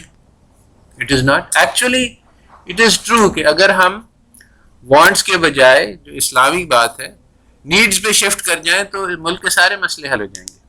مگر جی این پی پر کیپٹا نہیں بڑھے گا نیسسریلی, کیونکہ وہ مقصود ہی نہیں. مقصود تو یہ ہے کہ ویلتھ کے ذریعے سے لوگوں کی ضروریات کو مٹایا جائے. انہوں نے کہا کہ لوگوں کے ذریعے سے ویلتھ کو بڑھایا جائے. اب غریب کا استحصال اس لیے ہو رہا ہے کہ وہ فیکٹری میں کام کر کے ویلتھ کو بڑھائے کیپٹلسٹ کے لیے. یہ سسٹم چل رہا ہے, اور محبوب الحق نے اس پہ بالکل یعنی جن الفاظ میں بات کر رہا ہوں اسی الفاظ میں اس نے بات کیا, حالانکہ پریکٹیکل آدمی کے طور پہ اس نے کہا کہ ہارورڈ نے یہاں پلاننگ کمیشن بنایا اور پائٹ بنایا, دونوں چیزیں بنائی. پلاننگ کمیشن تھا کہ وہ حکومت کو پلان بنا کے دیکھے گا کہ کیسے ملک یعنی کون سی اکنامک پالیسیز بنائی جائیں, اور پائٹ بنایا کہ وہ ریسرچ کرے گا اس پالیسی کے اثرات پہ تاکہ اور اس کو یعنی وہ پالیسیز فراہم کرائے گا. تو یہ ساری پالیسی یہی تھی کہ گروتھ کیسے ہو جائے, اور محبوب الحق آیا اور اس نے اس کو امپلیمنٹ کیا, اور وہ اس میں فل بلیور تھا. وہ ییل میں پڑھ کے آیا تھا, یہی بتلایا گیا تھا. اس نے کہا کہ دیکھو اس کو بات بالکل صاف تھی, جو بات کہی جا رہی ہے ییل میں اور ہارورڈ میں, اس نے بالکل صاف لکھا ہے کہ دیکھو یہ جو گروتھ کی پروسیس ہے یہ بہت دردناک پروسیس ہے. اس کا طریقہ ہی یہی ہے کہ ہم غریبوں کو لگائیں گے کام میں مگر ان کو کھانے نہیں دیں گے. ان کا جو پروڈکٹ نکلے گی وہ ہم ان کو کھانے نہیں دیں گے, کیونکہ وہ اگر کھا لیں گے تو ہمارے لیے انویسٹمنٹ نہیں آئے گا, انویسٹ نہیں ہوگا تو ہم گرو نہیں کر سکیں گے, بلکہ ان کو مجبور کریں. اٹس اے کروئل پروسیس, ظالمانہ پروسیس ہے, مگر اس کے علاوہ ہمیں چارہ نہیں, کیونکہ گروتھ تو کرنی ہے. گروتھ کے بغیر جو ہے وہ مگر پھر اس نے اس کے اثرات دیکھے کہ گروتھ تو ہوئی, پیسہ بہت بڑھ گیا, مگر وہ سارا نہیں, یہ 22 فیملیز والا ایجاد کیا تھا کہ اور یہ سارے پیسے تو بڑھ گئے مگر سارے 22 فیملیز کے ہاتھ میں اور کروڑوں کی عوام ہے, کسی کے پاس کوئی فائدہ نہیں ہو رہا. تو یہ ماڈل ہی غلط ہے. پھر اس نے سوچنا شروع کیا, تو پھر اس نے سیکنڈ فیز آیا, پھر تھرڈ فیز آیا. آخر میں اس نے یہ کہا کہ یہ جو ہمیں بتلایا گیا ہے کہ پیسہ بڑھاؤ اور اس پیسے کے ذریعے سے غربت مٹے گی, یہ بالکل الٹ بات ہے. جو اصل بات یہ ہے کہ غربت مٹاؤ. اگر غریب آدمی جو ہے وہ اپنی زندگی صحیح سے گزار سکے گا تو وہی تمہارے لیے خوب سارے پیسے بنا دے گا, ملک ترقی کر جائے گا. تو ایگزیکٹلی اپوزٹ, آج بھی پلاننگ بالکل وہی فرسٹ اکنامک ماڈل کے مطابق چل رہی ہے کہ پیسہ بڑھاؤ اور اس کے ذریعے سے غربت. اصل میں یہ ہے ہپوکریسی, یہ ہے نہیں, یعنی یہ ایک کہنے کی بات ہے, اس کو کہتے ہیں ٹرکل ڈاؤن ایفیکٹ. یعنی یہ ہے کہ وہ عمرا چاہتے ہیں کہ ان کی دولت میں اضافہ, کہتے ہیں کہ بڑھنے تو ہماری دولت, روکو نہیں, تو آٹومیٹکلی اس کی جو بینیفٹس ہیں وہ سب تک پہنچیں گی, اور اس طرح سے پہنچتی ہیں کہ ہم اپنے فیکٹری میں اپنے جو ملازمین ہیں ان کی تنخواہیں بڑھا سکیں گے. اور کسی نہ کسی درجے میں یہ ہوتا بھی ہے, تو وہ کہتے ہیں کہ دیکھو سارے ملک کی ترقی ہو رہی ہے, مگر یعنی بالکل ہی سوچنے کا انداز ہی یہ غلط ہے.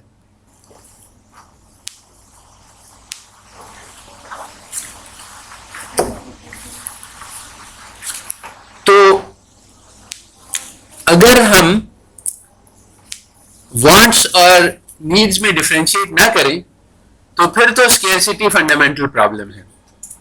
اگر ہم کہیں کہ وانٹس جو ہیں وہ تو فلفل کرنی ہی نہیں ہے, وہ تو اسلام ہمیں منع کرتا ہے, ہاں کوئی آدمی خود سے کر لے, یعنی وانٹس میں پھر بہت ساری وہ ہیں کیٹیگریز ہیں, کچھ جائز ہیں اور کچھ, یعنی دو کیٹیگریز ہیں جو اسپیسیفکلی منع ہے, ایک اسراف منع ہے اور ایک تبذیر منع ہے. اسراف کیا ہے؟ کسی چیز پہ ضرورت سے زیادہ خرچ کرنا, یعنی ایگزیکٹلی وانٹ. تبذیر کیا ہے؟ کسی غیر ضروری چیز پہ خرچ کرنا, یعنی جو چیز پٹاخے بازی پہ پیسہ خرچ کرنا, یہ تبذیر ہے. کھانا جو ہے وہ اگر 2 روٹی سے ہو جاتا ہے, آدمی 4 کھا لے تو وہ اسراف ہے. تو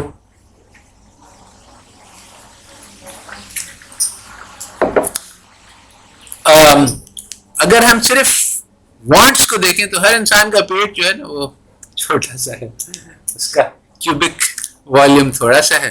کھانا اللہ تعالیٰ نے دیا بہت ہے. اسی طرح سے باقی ساری چیزیں ہیں, گھر ہے, جو انسان کی ضروریات ہیں اس کے لیے اللہ تعالیٰ نے وافر مقدار میں دیا ہوا ہے. تو جو فضل ہے اللہ کا اس میں کوئی کمی نہیں. اب جو مسئلہ ہے وہ ظلم کا ہے. جب اللہ تعالیٰ نے لکھا ہے کہ فتنہ اور فساد بر اور بحر میں پھیل گیا اس لیے کہ لوگوں نے برے اعمال کیے, تو یہی ہے کہ یہ جو اسکیئرسٹی کے مسئلے نظر آ رہے ہیں, جو غریب ہے, جو بھوکا ہے, جو بیمار ہے, اس کے پاس دوا کے پیسے نہیں, یہ کیوں ہے؟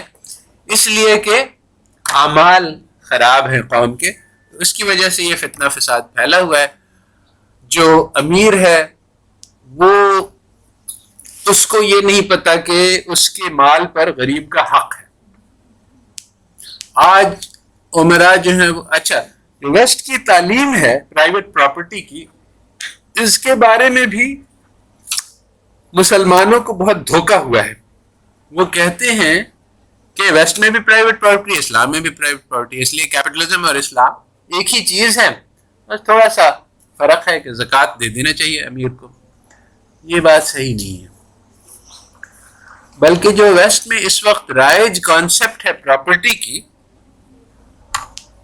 وہ قارون والی ہے کہ جو میں نے مال کمایا ہے اس پہ میرا پورا تصرف ہے, پورا حق ہے, کوئی اور کو کوئی اختیار نہیں کہ مجھے کچھ بھی بتلائے کہ میں اس کے ساتھ کیا کروں. اس کو پیریٹو آپٹیمیلٹی کہتے ہیں کہ اگر میرا پیسے میں سے 1 روپیہ بھی کوئی لے لے تو میرا نقصان ہو گیا. اب اس سے دوسروں کو کتنوں کا فائدہ ہو جائے, ہم پیریٹو آپٹیمیلٹی کہتے ہیں کہ ہم ایڈ نہیں کر سکتے کہ میرا نقصان اور دوسروں کا فائدہ کو ایڈ کر کے ہم کہیں کہ ٹوٹل سوسائٹی کا فائدہ ہوگا. نہیں, ہر آدمی کو الگ الگ دیکھنا ہے. اگر سب کا فائدہ ہو تب تو ٹھیک ہے, مگر اگر کسی ایک کا نقصان ہو جائے اور باقی سب کا فائدہ ہو جائے تو پیریٹو آپٹیمیلٹی یہی ہے, قابل قبول بات نہیں. ویسے تو یہ ایک تھیوری ہے مگر اس کی پریکٹس بھی یہی ہے کہ طبقے میں اب امریکہ میں 0.5% کے پاس 80% آف دا دولت ہے, 60% ہے, اور اگر ان کی دولت لے کے غربا کی مدد کی جائے تو وہ 1% کا تو تھوڑا سا پیسہ کم ہو جائے گا مگر بڑے یعنی ملینز کا فائدہ ہو جائے گا. مگر وہ کہتے ہیں کہ نہیں یہ تو سائنٹیفک نہیں ہے بات. سائنٹیفک کیوں نہیں ہے؟ اس لیے کہ وہ جو ہیپینس ہے اس کو ایڈ نہیں کیا جا سکتا ہے. ہیپینس ان آبزرویبل ہے, یہ بھی پازیٹیزم کا اثر ہے. پہلے والے لوگ ایڈ کر لیتے تھے, بعد میں انہوں نے کہا کہ نہیں, منع کر دیا کہ نہیں وہ ہم کیلکولیٹ نہیں کر سکتے ہیں. جب تک کسی چیز کو کیلکولیٹ نہیں کیا جا سکتا ہے تب تک اس کو وہ سائنس نہیں. یہ بھی ایک سائنس کا ایک حصہ ہے کہ کوانٹیفائی کرنا ضروری ہے کہ کتنا. جب تک اس کو میجر نہیں کر سکتے تب تک وہ ایگزسٹ ہی نہیں کرتی. یعنی روح ایگزسٹ نہیں کرتی, محبت ایگزسٹ نہیں کرتی, یہ ساری چیزیں, ٹرسٹ, اب ان کو میجر کرنے کا, جب تک ہم میجر کرنے کا طریقہ, چنانچہ بہت زمانے تک یہ جب بیہیویئرل سائیکالوجی کا دور رہا تو ہر چیز کو کوانٹیفائی کرنے کی کوشش کی گئی. محبت کو بھی, اعتماد کو بھی, اس میں نمبر بنا دے کہ اچھا اس کا اعتماد 4.5 ہے, اس کا جو ہے وہ 7.9 ہے, اس کا انٹیلیجنس جو ہے وہ 105 ہے, اس کا انٹیلیجنس جو ہے وہ, حالانکہ بعض چیزیں ایسی ہیں جو نان میجریبل ہوتی ہیں. مگر انہوں نے کہا کہ سائنس میں ہر چیز کو میجریبل ہونا پڑے گا ورنہ وہ سائنس میں نہیں ہے. تو سائیکالوجسٹ نے بھی کوشش کی اور ابھی بھی چل رہی ہے کسی درجے میں. مگر ایکچولی سائیکالوجی میں یہ اب بیہیویئرل سائیکالوجی سے لوگ پیچھے ہٹ گئے ہیں کیونکہ ان کو سمجھ میں آ گیا ہے کہ یہ بات پوری طرح سے صحیح نہیں ہے. ابھی تک اس کے یعنی کافی سارا اس کا اثر ہے مگر اب اور بھی اسکولز آف تھاٹ آ گئے ہیں میدان میں. تو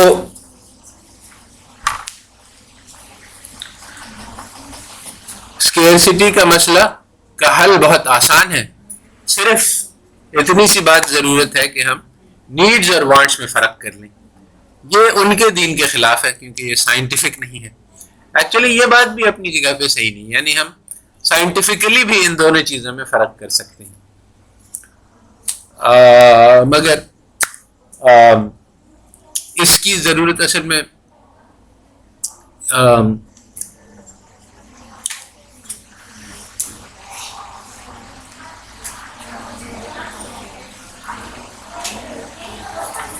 اچھا, تو ایک بات تو یہ ہے کہ اسلام میں اسکیرسٹی کے مسئلے کا بہت آسان حل موجود ہے, اور وہ یہ ہے کہ ضروریات کو پورا کرنے کی کوشش کی جائے اور خواہشات کو پورا کرنے کی کوئی کوشش نہ کی جائے. ایسا کیا جائے تو ریسورسز بہت کافی ہیں ہر انسان کے لیے, ساری پلانٹ پہ بہت زیادہ ہیں یعنی بنسبت ضروریات سے, مگر خواہشات سے بہت کم ہیں. جو خواہشات سے بہت کم ہے اس کو کبھی حل نہیں کیا جا سکتا. اس لیے اگر ہم اس کو مسئلے کو اپنا مسئلہ بنا لیں گے تو اس کا کوئی سلوشن ہی نہیں ہے. اور آج ساری دنیا نے اس کو مسئلہ بنایا ہوا ہے. ہماری منسٹری آف فائنانس ہے, منسٹری آف پلاننگ ہے, اکنامک افیئرز ڈویژن, سارے کے سارے کا مقصد یہ ہے کہ پاکستان میں دولت کو بڑھایا جائے. اور یہ نہیں ہے کہ غریب کو کہ غربت کو مٹایا جائے. انسانوں کی زندگی کو بہتر بنانے کی کانسیپٹ نہیں ہے, وہ آٹومیٹیکلی ہو جائے گا. اگر ہم اس بات کو بدل دیں اور اس کو پر فوکس کریں کہ غریب کس حالت میں ہے, اس کی کیسی زندگی ہے, اس کو کیسے بہتر بنایا جا سکتا ہے, اور پیسے کا یہی مقصد ہے, یہ نہیں ہے کہ اس کو بڑھایا جائے, تو we can solve the problem easily. مگر اب دوسری بات کہ کیوں, حالانکہ یہ بات بہت واضح ہے اور بار بار تجربے سے ثابت ہوئی ہے, محبوب الحق بھی اسی نتیجے پہنچا اور بہت سارے لوگ اس نتیجے پہنچے, مگر یہ بات ابھی بھی چل نہیں رہی ہے. اور ابھی تک جو بات چل رہی ہے وہ یہی ہے کہ growth is everything, wealth is everything, maximize کرو اور پروفٹس کو بڑھاؤ اور ویلتھ کو بڑھاؤ. تو یہ کیوں ہے؟ کیوں یہ بات ہے کہ حق جو ہے وہ دبا ہوا ہے اور باطل جو ہے وہ غالب ہے؟ تو اب اس کا ایک اور جواب ہے جو ایک نئے آئیڈیا ہے, وہ یہ ہے کہ نالج کیا ہے. اس بات سے ہم نے شروع کیا تھا. انہوں نے کہا کہ نالج جو ہے اہل مغرب نے یہ فیکٹس اور لاجک پہ مبنی ہے، مگر جیسا کہ ہم نے دیکھا اس معاملے میں وہ دھوکہ کھا گئے. انہوں نے کہا یہ اکنامکس جو ہے یہ فیکٹس اور لاجک پہ مبنی ہے، مگر یہ ہے نہیں ایسی. اس میں بہت سارے نارمیٹو آئیڈیاز ہیں، بہت سارے اسمپشنز ہیں، بہت سارے آئیڈیلز ہیں جو اس میں چھپا دیے گئے ہیں. تو ویسٹ میں بھی لوگوں کو جب انہوں نے اس کو اسٹڈی کرنا شروع کیا کہ نالج کیا ہے، فلاسفہ نے، اور خاص طور پہ جب پازیٹیوزم بریک ڈاؤن کیا، انہوں نے کہا کہ جس کو ہم نالج سمجھتے آئے ہیں اور کہتے ہیں وہ تو وہ نہیں ہے، تو ہے کیا یہ؟ تو اس میں بہت سارے نتائج نکلے، مگر جو بات اہم ہے وہ ایک فرینچ فلاسفر ہے، اس کا نام ہے میشل فوکو. اس نے کہی کہ اصل میں نالج از پاور. جس کی لاٹھی اس کی بھینس کے اعتبار سے جس کی لاٹھی ہے وہی بتلاتا ہے کہ نالج کیا ہے. تو اگر کوئی نالج ہے جو پاور کلاسز کو ہیلپ کرتی ہے تو وہ تسلیم کی جائے گی. اگر کوئی نالج ہے جو پاور سٹرکچرز کے خلاف ہے تو اس کو غلط مانا جائے گا. تو یہ کانسیپٹ آف نالج بالکل ہی یعنی حیرت انگیز ہے، یعنی ان دا سینس کہ it doesn't correspond to anything that we know about knowledge. Knowledge تو ہم سمجھتے ہیں کہ بھائی وہ علم ہے تو وہ آبجیکٹو ہے، سب کے لیے سیم ہے. نہیں، وہ کہتے ہیں، اور اس نے یعنی میشل فوکو نے یہ ایک تھیوری نہیں پیش کی بلکہ اس نے نالجز کو اینالائز کیا کہ لوگ کہتے ہیں کہ ایسا ہے، مگر یہ اس لیے ایسا کہتے ہیں کیونکہ یہ پاور انٹرسٹ کو سپورٹ کرتا ہے. جیسے پاورٹی کے بارے میں تھیوریز ہیں، اس کے بارے میں میں نے ایک آرٹیکل لکھا ہے کیونکہ اس کو مثال دے کے سمجھنا ضروری ہے کہ پاورٹی کے بارے میں یہ تھیوری ہے، اگر ہم اس کو فیکٹ سے مقابلہ کریں تو بالکل غلط ہے. یعنی جو میلتھس کی تھیوری ہے کہ پورز کی پاپولیشن گروتھ ریٹ زیادہ ہوتی ہے اور ان کو بھوکا مار دینے سے پاورٹی ختم ہو جائے گی، اور اگر ان کو کھانے کھلائیں گے تو پاورٹی بڑھ جائے گی، یہ ساری باتیں غلط ہیں فیکچولی، یعنی ہم ڈاکیومنٹ کر سکتے ہیں. تو مگر یہ تھیوری ابھی بھی چل رہی ہے. تو اس کی کیا وجہ ہے؟ کیونکہ یہ تھیوری جو ہے وہ کیپٹلسٹ کلاس کو سپورٹ کرتی ہے، اس لیے یہ چل رہی ہے، اس لیے نہیں کیونکہ یہ فیکٹس سے ملتی ہے. اسی طرح سے اکنامک تھیوری ہے، ساری کی ساری غلط ہے. کیوں چل رہی ہے؟ کیونکہ اس سے کیپٹلسٹ کو بہت فائدہ پہنچتا ہے. وہ کہتے ہیں کہ یہ سسٹم ایفیشینٹ ہے، پرفیکٹ ہے، اس میں جو ہے بہت سارے فائدے ہیں. تو یہ پاور انٹرسٹ کو سپورٹ کرتا ہے، اس لیے یہ نالج ہے، اس لیے نہیں کہ کیونکہ یہ فیکچول ہے. ہم ہر ایک ایشو کو جو یہ کہتے ہیں فیکٹ ہے، جیسے ہم اس کو فیکچولی شو کر سکتے ہیں کہ یہ غلط ہے، اس کے باوجود ابھی بھی یہ چلتا چلا جا رہا ہے. کیوں چل رہا ہے؟ کیونکہ یہ پاور انٹرسٹ کے فیور کرتا ہے. اسی طرح سے یہ اسکیئرسٹی ہے، اس کو ہم ثابت کر سکتے ہیں کہ یہ آئیڈیا غلط ہے، مگر یہ چلا جا رہا ہے کیونکہ یہ پاور انٹرسٹ کو فیور کرتا ہے. تو اب اسلام کا حکم ہے کہ غربا کی اور اپریسٹ کی مدد کرو، انصاف کو قائم کرو، پاور والوں کے ظلم کے خلاف لڑو. اگر ہم ایسا کریں گے تو ہم پھر وہ جو نالج وجود میں آئے گی وہ ڈفرینٹ ہوگی from the current knowledge structure. ٹھیک ہے. سبحان ربک رب العزت عما یصفون والسلام علی المرسلین والحمد للہ.